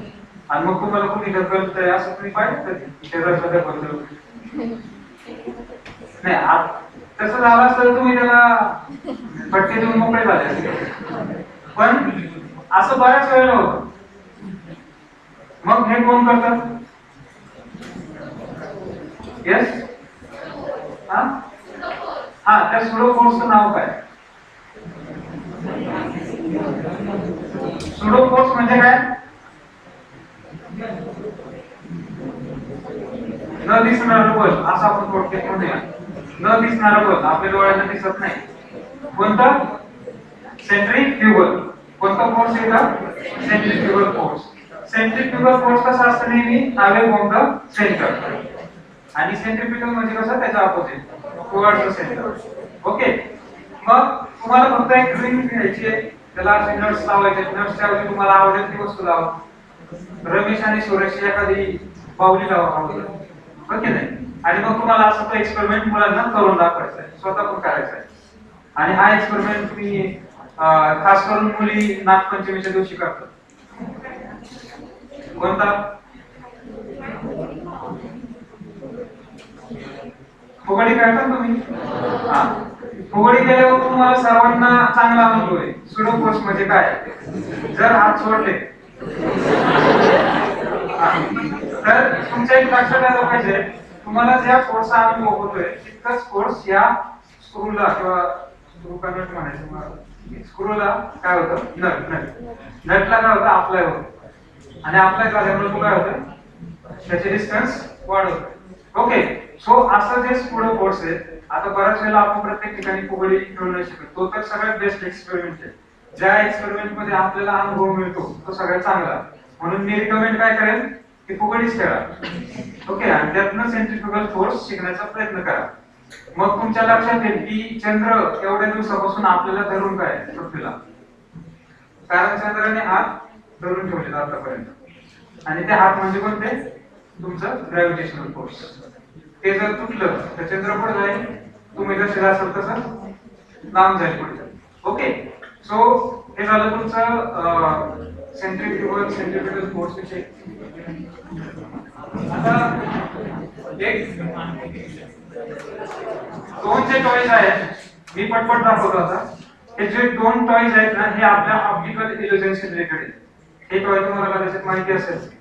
याच्यात मी पोपट आणि पिंजरा, एका साईडला पोपट एका साईडला पिंजरा आहे. आता तुम्हाला पोपट आणि पिंजरा वेगवेगळा दिसतो. असं जर मी ठरवलं, म्हणून मी याला मोटर जोडली नाही. तुम्हाला मोटरची गरज नको, पिनची गरज नको, आहे की नाही. तुम्हाला वरती फॅन बनवायचा आहे, ठोकायचं आहे, आणि ती जी काही छोटीशी तुमची कोल्ड्रिंकची बॉटल आहे तिचा यूज करून घ्यायचा आहे. तर याला आपण म्हणतो पर्सिस्टन्स ऑफ विजन, ज्याच्यामध्ये फिरल्यानंतर तुम्हाला पोपट आणि पिंजरा एकत्र दिसायला लागतो, म्हणजे तो पोपट पिंजऱ्यात गेल्यासारखा दिसायला लागतो. आणि हे आपल्या ब्रेन मध्ये होतं सर. तुम्हाला माहिती पाहिजे, आपल्या ब्रेनला सेकंदाचा 16वा भाग इतका कमी वेळ ऍटलिस्ट लागतो दोन इमेज वेगवेगळ्या आयडेंटिफाय करायला. त्याच्या आत जर एखादी वस्तू जोरात फिरत असेल तर आपल्या ब्रेनला ती कंटिन्युअस वाटते. त्याचं सगळ्यात चांगलं उदाहरण म्हणजे सिलिंग फॅन. तर तुम्ही जोरात पळायला लागता, तुम्हाला सांगताच येत नाही त्याला 3 ब्लेड आहे का 2 ब्लेड आहे का 1 ब्लेड आहे. आता तुम्हाला माहिती आहे म्हणून तुम्ही बरोबर सांगाल, पण तुम्हाला नंतर ते 3 ब्लेड दिसणार नाही, तुम्हाला डिस्क दिसत लागेल. Okay, same model Newton disc म्हणतात त्याला, न्यूटन कलर डिस्क. न्यूटनने भरपूर शोध लावले, त्यातला हा खूप छान शोध आहे. याच्यामध्ये वेगवेगळे कलर्स आहेत. आतापर्यंत आपल्याला माहिती आहे की पांढरा रंग हा 7 रंगांपासून बनतो. खरं पाहायला गेलं तर पांढरा रंग हा 3च रंगांपासून सुद्धा बनू शकतो. तो म्हणजे RGB, रेड, ग्रीन आणि ब्ल्यू. यांना प्रायमरी कलर्स म्हणतात. आणि हा एक्सपेरिमेंट साठी कुठेही तुम्हाला बल्बची गरज नाही. तुम्ही असं एक डिस्क हे छोटंसं टोकन लावलंय आपण, इथे तुम्ही एखादी मोठी सीडी सुद्धा जोडू शकता. सायकलचा स्पोक जो आहे तो वापरून त्या डब्बीमध्ये फिक्स केला आणि जस्ट एक दोरा असं तुम्हाला फिरवण्यासाठी वापरायचं. तुम्ही ते आधी छोटी अशी हे बनायचं का, भिंगरी म्हणतो आपण त्याला, तसंच याला हे करायचं. तुमच्या नंतर लक्षात येईल की हे कलर गायब होऊन तुम्हाला काय दिसायला लागतं, व्हाईट कलर दिसायला लागतं. ठीक आहे, झालं का नाही छोटा एक्सपेरिमेंट. कुठेही ही जी काही ओरिजिनल न्यूटन कलर डिस्क तुम्हाला जर गुगलवर तुम्ही सर्च केलं, ओरिजिनल जशी होती तशीच आपण प्रिंट केली आणि मग तो फेनोमेनॉन तुम्हाला पाहायला मिळतो, न्यूटन्स कलर डिस्क. ठीक आहे, असं तुम्हाला कदाचित हाताने जोरजोरात फिरवता नसतं आलं, म्हणून आपण तुमचं डोकं थोडंसं इंजिनिअरिंग सारखं चालतं ना, म्हणून आपण त्याला दोरा तुम्हाला वाटेल ते करू शकता. ओके, दुसरं काहीतरी फिरवायला आयडिया करू शकता. सो हे न्यूटन कलर डिस्क आहे. आता पटपट दाखवतो. हे काय, रंगीत शिडी है ना, लॅडर म्हणतो ना आपण.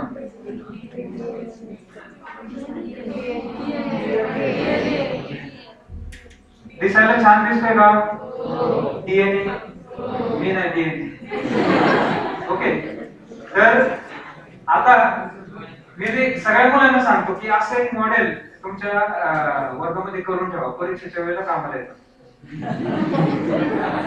म्हणजे तुमचे बॉटनीचे सर याचे डायग्राम काढायला सांगतात, तिथे कोपऱ्यात लावून ठेवायचे, बघून काढायचे डायग्राम. त्यांना माहिती नसतं आपण कधी मॉडेल करून दिले. ओके, तुम्हाला एडीजीसी ना बरोबर, एटीजीसी बरोबर, ज्या कॉम्बिनेशन असतं तुमचं पेअर्स असतात त्याप्रमाणेच आपण कलर कॉम्बिनेशन केले. तुम्हाला माहित असेल की हेच कलर कॉम्बिनेशन तिथे पण असतात.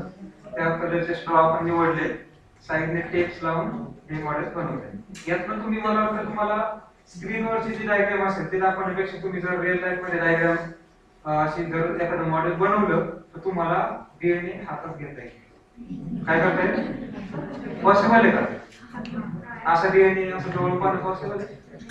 मग ही याच्यातली गंमत आहे. या टॉयमुळे तुम्ही तो घेऊ शकता. एवढा मोठा असतो का डीएनए? असतो. हा, मग तुम्हाला कोणताही डिजिटल इन्स्ट्रुमेंट न वापरता त्याला झूम करून पाहू शकतो. ओके, सो असं डीएनए मॉडेल एक आहे. भरपूर काय आहे दाखवायला.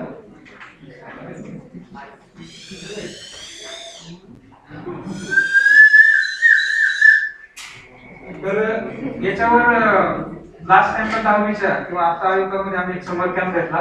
2 मुलांनी छान प्रोजेक्ट केलाय आणि पेपर लिहिलाय याच्यावर.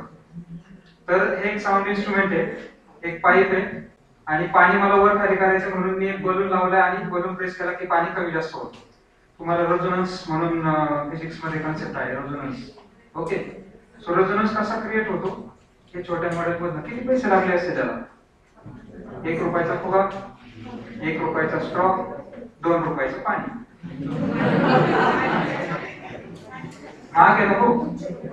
हा, मग 5 रुपयाच्या एक्सपेरिमेंट मध्ये 5 रुपये खूप जास्त झालं, तरी पण 5 रुपये एखाद्याने मिनरल वॉटर वापरलं तर काय सांगणार. तर अशा 5 रुपयाच्या मध्ये तुमचं सुद्धा अगदी ही बीएससी एमएससी ची मुलं सुद्धा याच्यावर प्रोजेक्ट करतात. छोटा का होईना पण प्रोजेक्ट होतो. कसं करायचं? याच्यावर मार्किंग करायचे सेंटीमीटरचे. आणि मला तुम्हाला एक सांगायचं आहे, याच्यावर सर आपण एक लवकरच एक टॉक आपल्याला ठेवायचा. त्याचं कारण असं, तुम्ही आता पॅन्डेमिक मध्ये जास्त करून सेलफोन वापरताय. तर सेलफोन वर तुम्हाला अगदी एक 60-70 एक्सपेरिमेंट करता येईल आणि प्रत्येक एक्सपेरिमेंट वर रिसर्च पेपर लिहिता येईल. असे काही आपण ऍप्स तुम्हाला सांगणार आहे मोबाईल मध्ये. गुगल प्ले स्टोर वरचे साधे साधे ऍप्स आहेत असे. हा पिकॉक्स आहे. याच्यामध्ये तुम्ही जर ऑडिओ अँप्लिट्यूड किंवा ऑडिओ ऑटो करेलेशन जर सिलेक्ट केलं इथे, आता मी जे काय बोलतोय याची फ्रिक्वेन्सी इथे दिसते, माझ्या आवाजाची फ्रिक्वेन्सी इथे ग्राफिकल फॉर्म मध्ये दिसते. याच्या समोर हे टॉय वाजवायचं हे. तर तुम्हाला यातनं निघणाऱ्या प्रत्येक साऊंड नोटची फ्रिक्वेन्सी इथं मिळेल. आणि फ्रिक्वेन्सी मिळाली का तुम्ही ती नोट करून ठेवायची. किती हाईटला मला किती फ्रिक्वेन्सी मिळाली. हाईट म्हणजे काय? तुमच्या लक्षात ना, मी जर इथपर्यंत वॉटर लेवल ठेवली, मी आता वॉटर लेवल चेंज करतोय.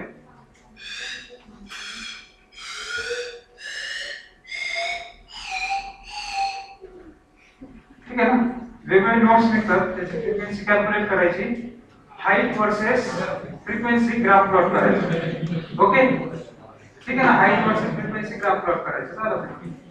ओके, तर याच्यामध्ये एक लाईट सेन्सर पण आहे. लाईट सेन्सर मध्ये काय करायचं, तुम्ही वेगवेगळ्या कलरची लाईट द्यायची. टॉर्च ही व्हाईट कलर आहे, रेड घ्या, ब्लू घ्या. रेड बनवताना आधी त्याला सिलेक्टिव्ह पेपर लावायचा, रेड. हिरवं करायला ग्रीन लावायचा आणि याचा सेन्सर पुढे असतो इथे मारायचा. तुम्हाला या लाईटची इंटेन्सिटी मिळते. ओके, आणि डिस्टन्स ही टॉर्च इथे असताना किती इंटेन्सिटी मिळाली, इथे असताना किती मिळाली.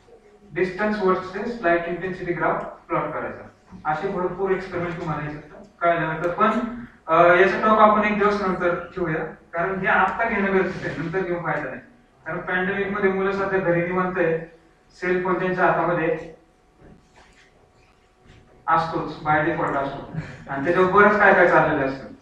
त्याच्यापेक्षा आपण हे सुद्धा करूया, तुमचं प्रॅक्टिकल घरी चालू होईल. आता सगळ्यात शेवटचं एक दाखवू आपण आणि संपू. दाखवायला बरंच आहे, पण नेहमी आलं बघ इनकम्प्लीटच राहतात. आणि हे 5000 टॉईज मधले अगदी 10 ते 15 टॉईज आहेत, ज्याला 2 तास लागले सांगतात. लक्षात, 5000ला किती वेळ लागेल. आणि मग याची वेबसाईट वगैरे सर्व काही आपण जे काही डिटेल्स आहेत ते मी सरांकडे पाठवून देतो. त्यातलं तुम्हाला आवडेल ते, जे तुमच्या घरी मटेरियल सापडेल त्यातले ऍटलिस्ट 10 सांगू, 10 टॉईज प्रत्येक मुलाने बनवायचे.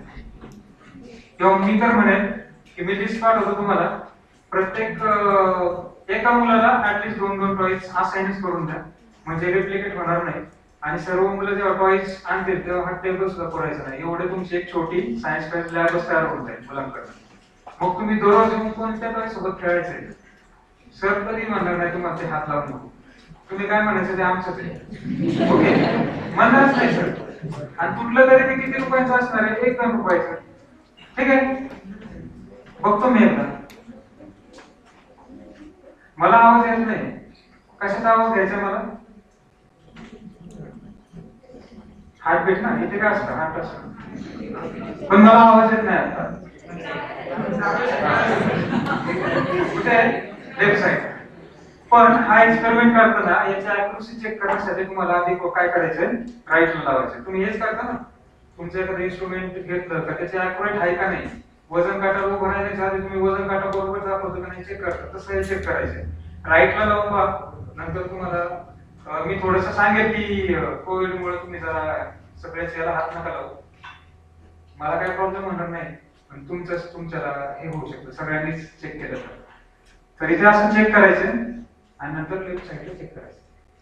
नक्कीच बऱ्याच वेळा तुम्हाला याच्या आधी वाटलेलं असेल, जेव्हा जेव्हा तुम्ही डॉक्टरकडे गेलाय त्याच्या गळ्यातला एक दिवस मला स्टेथोस्कोप घ्यायचा आहे आणि ऐकून पाहिजे कसं आहे, मला नेहमी वाटतं.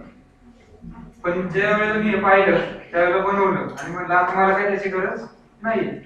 डॉक्टर कधी तुम्हाला देत नाही हातात ते, कारण ते महाग असतो. मग तुम्हाला वाटलं तर तुम्ही असं घरी पण बनवू शकता.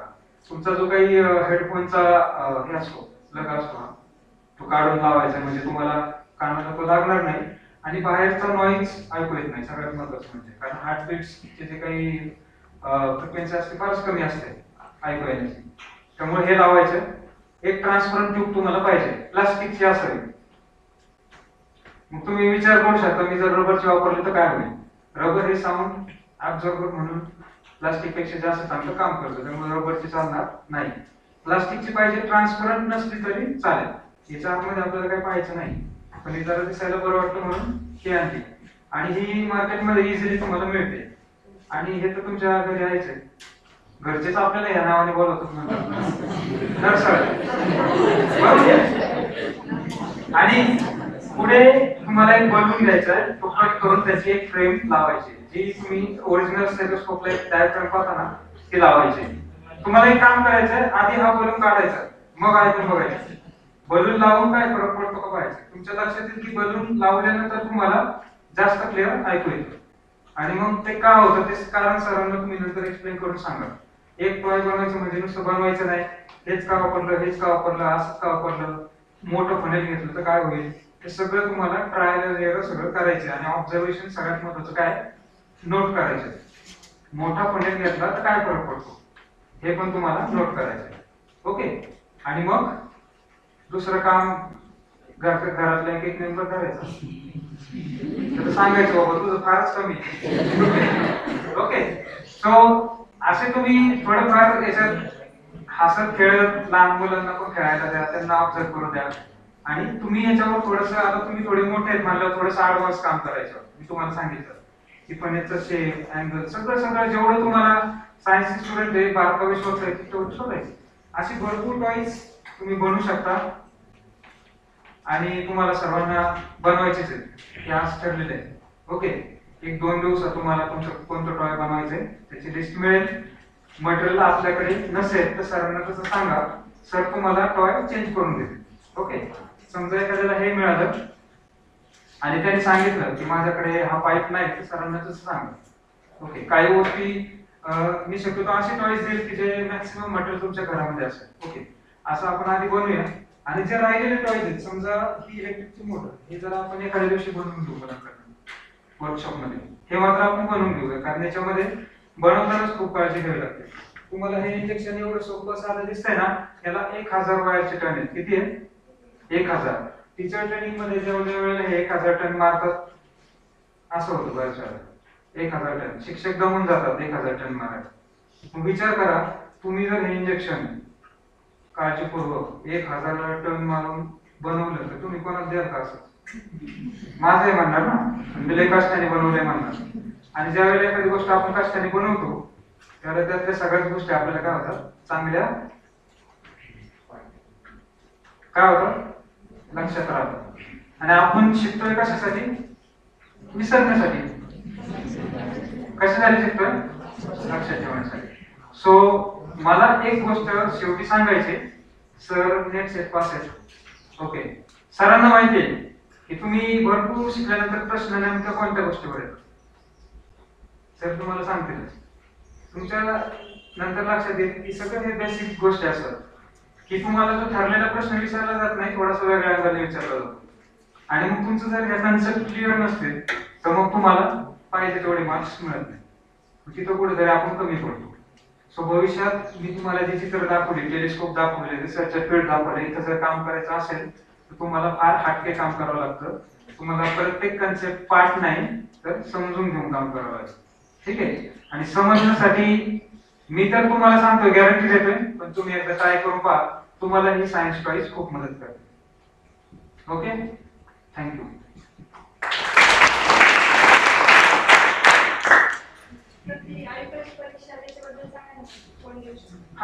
आयुक्ताची परीक्षा, आयुक्तामध्ये जर तुम्हाला रिसर्च करायचं असेल तर तुम्हाला आयनेट नावाची एक्झाम असते. आयुका नॅशनल ऍडमिशन टेस्ट म्हणून, आयनेट. त्याच्यानंतर तुम्ही जी नेट गेट असेल, नेट सेट गेट, सेट नाही, नेट आणि गेट, ही एक्झाम सुद्धा पास करू शकता. हे कधी होतात? त्या एक्झाम कधी देतात? आपल्याला एमएससी नंतर. कधी? एमएससी नंतर. पण त्या एक्झामचं सगळं तुम्ही जर पाहिलं, सरांना विचारलं तर बेसिक्स तुम्हाला कधी कधी 11वी-12वीची पुस्तकं हे सुद्धा वाचावं लागतं परत एकदा. मग माझं म्हणणं काय की हे आतापासून बेसिक क्लिअर करत चला, परत तुम्हाला वाचायची गरज नाही. ओके नाही? सो त्या 2 एक्झाम आहेत. त्याच्यानंतर बीएससी फिजिक्स शक्यतो लागतं. जीएमआरटीचं मी जे सांगितलं त्याच्यामध्ये बीएससी फिजिक्स पाहिजे तुम्ही. शक्यतो सगळे कोर्सेस तुम्ही डिस्टिंक्शन किंवा फर्स्ट क्लास मध्ये पास पाहिजे तर तुमचं सिलेक्शन होईल. आणि सगळ्यात महत्त्वाचं तुम्हाला एक्स्ट्रा करिक्युलर ऍक्टिव्हिटीज, तुम्ही एखादा मी सांगितल्याप्रमाणे छोटा का होईना एखादा शोध निबंध लिहा, एखादा प्रोजेक्ट करा चांगले, ते प्रोजेक्ट तुमच्या बायोडाटामध्ये दिसू द्या. असे प्रोजेक्ट मी म्हणतो कुठेही नाही सिलेक्ट झाले तरी चालते, पण मी याच्यावर चांगलं काम केलंय असं तुमच्याकडे संग्रही असू द्या. कदाचित त्याच्यावरती तुम्हाला प्रश्न पण विचारतील. कारण तिथे बीएससी तुम्हाला माहिती आहे दरवर्षी भरपूर मुलं पास होतात, निवड मात्र ठराविक मुलांची होते. मग तुम्ही जर त्यांचे बायोडाटा पाहिला त्याच्यात काहीतरी एक्स्ट्रा त्यांनी केलेलं असतं. आजकाल सगळे जण प्लेन शिक्षण घेतात. डिग्री आता नॉर्मल झाली. कोणती डिग्री नॉर्मल झाली? तुम्ही जे एक्स्ट्रा काय केलेलं आहे, जसं की सरांना अवॉर्ड मिळाला, ठीक आहे, सरांनी एखादा शोध निबंध लिहिलाय, हे तुमचं ऍडिशनल झालं. म्हणून याला आपण म्हणतो स्किल सेट म्हणतो. एखादा मुलगा असा आहे की ज्याला गाडी चालवता येत नाही आणि एखाद्याला गाडी चालवता येते, तर कोणाची निवड होईल?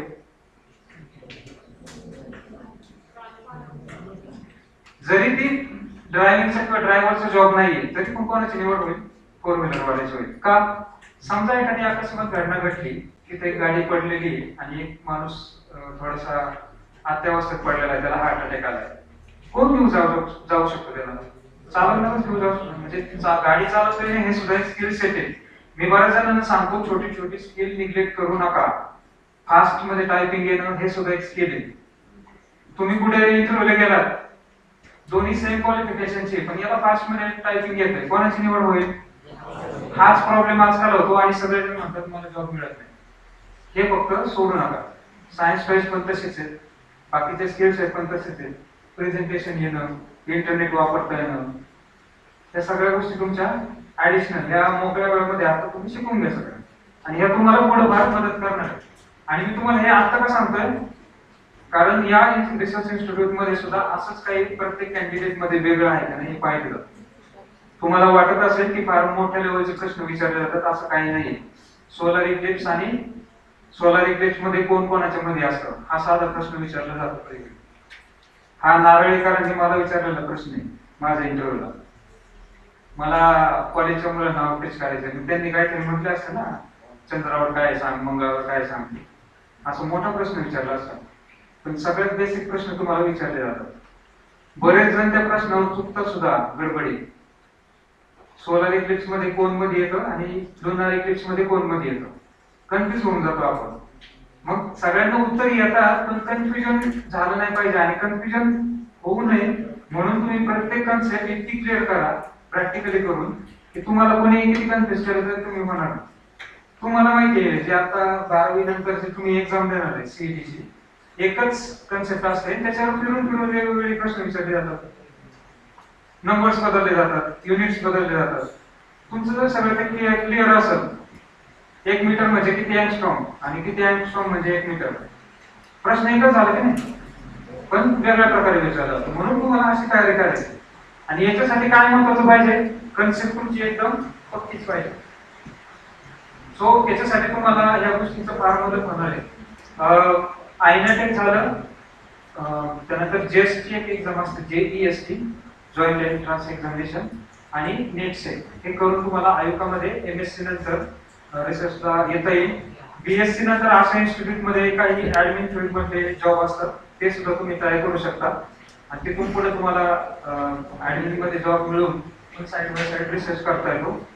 सो बीएससी नंतर जास्त करून तयार राहा तुम्ही त्या गोष्टीसाठी. आणि बीएससी पासून तुम्हाला जास्त करून तुमचे सगळे सब्जेक्ट, असं कोणतेच स्किप करू नका, सगळे सब्जेक्ट व्यवस्थित अभ्यास करून तुम्हाला आपलं जे काही मार्क्स आहे ते मेंटेन ठेवायचे. ठीक आहे. अजून प्रश्न असतील काय तर विचार, 1-2 प्रश्न असतील ते घेऊ आपण. मला हे सांगायला आवडेल की खगोलशास्त्रामध्ये फक्त सायन्स, फिजिक्स वाले आणि इंजिनियर्स काम करतात असं नाही. सगळ्या फील्ड मध्ये पोस्ट अवेलेबल आहे. अगदी हिंदी शिकलेला माणूस, MA हिंदी झालेल्या माणसाला सुद्धा तिथे हिंदी ट्रान्सलेटर म्हणून जॉब मिळतो. त्यामुळं तुम्हाला बीएससी नंतर एमएससी नंतर जरी बॉटनी झालेला असेल तरी तुम्हाला तिकडे वाढता येईल. कारण तुम्हाला मूनवरचं ऍग्रिकल्चर ही कन्सेप्ट माहिती असेल की आपल्याला चंद्रावर आणि मंगळावर शेती करायची, तर त्यासाठी त्या सायंटिस्टची गरज असते. तुम्हाला ते सुद्धा शिकून इकडे वळता येईल त्या फील्डमध्ये. ठीक आहे. प्रश्न घेऊ आपण 1-2, तोपर्यंत तुमचं शेवटचं काय असेल.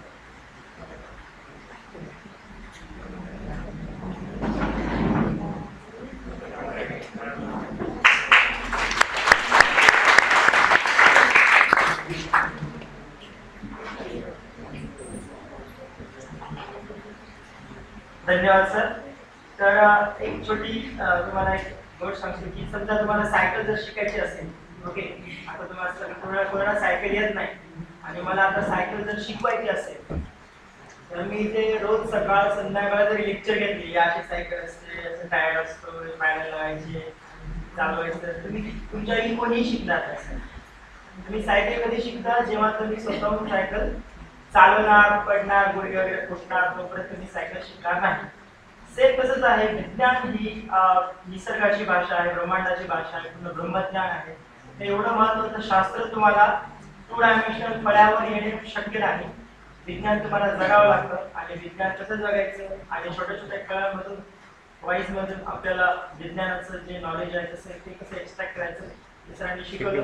त्याचप्रमाणे भारतीय संविधान हे एकमेव संविधान आहे ज्याच्यामध्ये अनुच्छेद 51A आर्टिकल 51A मध्ये नागरिकांची कर्तव्य म्हणून वैज्ञानिक दृष्टिकोन बाळगावा, वाढवावं व त्याच्यामध्ये इम्प्रुव्हमेंट करावी हे लिहिलेलं आहे. आपले सर्वांचे लाडके पंतप्रधान कोण? नेहरू, पंडित नेहरू यांनी वैज्ञानिक दृष्टिकोन. ज्यावेळेस भारताचे तुम्ही जुने व्हिडिओ बघा युट्यूबवर, भारताचे लोक अत्यंत मागास होते, अशा एकदम डार्क एज मधल्या अतिशय तळागाळाच्या लोकांच्या संविधानामध्ये वैज्ञानिक दृष्टिकोन आणणाऱ्या नेहरूंनी कॉन्स्टिट्यूशन मध्ये 51 मध्ये नागरिकांचे कर्तव्य, तुम्ही नागरिक आहात, तुमचं कर्तव्य आहे वैज्ञानिक दृष्टिकोन वाढवणे, हे तुमचं कर्तव्य आहे. आणि ह्याच्या पुढे 15 ऑगस्टला किंवा 26 जानेवारीला एखाद्या शहीद झालेल्या काय सैनिकाचा फोटोच टाकला म्हणजे तुमची देशभक्ती नाही. भारताचा झेंडा तुमच्या डीपीच्या मागे ठेवला म्हणजे देशभक्ती नाही. तर वैज्ञानिक दृष्टिकोन तयार करणे, विज्ञानातून विचार करणे आणि by using this type of toys you can teach other people, म्हणजे बाकीच्या लोकांना सुद्धा विज्ञान शिकवा असं मी तुम्हाला म्हणेन. तर आजच्या या अतिशय सुंदर वर्कशॉपसाठी मी माननीय रुपेश लबडे, माननीय वैज्ञानिक रुपेश लबडे सरांचे मी आभार मानतो. त्याचप्रमाणे आपल्या महाविद्यालयाचे प्राचार्य माननीय डॉक्टर संजीव लाटे सरांचे आभार मानतो. त्याचप्रमाणे IPSC चे प्रमुख माननीय डॉक्टर महादेव डोंगरे सरांचे मी आभार मानतो. त्याचप्रमाणे विज्ञान विभागाचे प्रमुख माननीय डॉक्टर राहुल कांबळे सरांचे मी आभार मानतो. त्याचप्रमाणे ज्युनियर कॉलेजचे विभाग प्रमुख माननीय दीपक शेळके सरांचे मी आभार मानतो. त्याचप्रमाणे बाकी सर्व